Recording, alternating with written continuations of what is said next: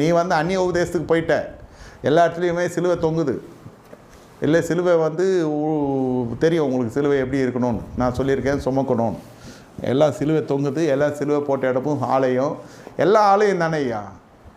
அப்போ நோய் நொடி பிரச்சனை வியாதி வறுமை உங்களுக்கு காரியம் சித்திக்காத பொழுது அப்போது வந்து பரிசுத்தாவி பெற்ற சபை.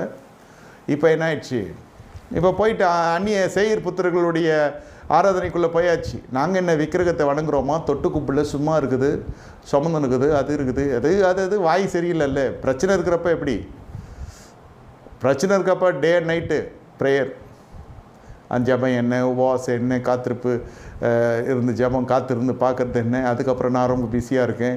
ஆமாம்ல, இந்த பக்கம் எதுக்கு வந்தீங்க, யாராவது பார்க்க வந்தீங்களா, பேச்சே மாறிட்டுது இல்லையா. கடைசியில் பார்த்தா இவன் போய் அவங்ககிட்டே போய் வழியை போய் மாட்டிக்கிட்டு அவன் பிடிச்சுமே ஒன்று சிறையில் போட்டு கடைசியில்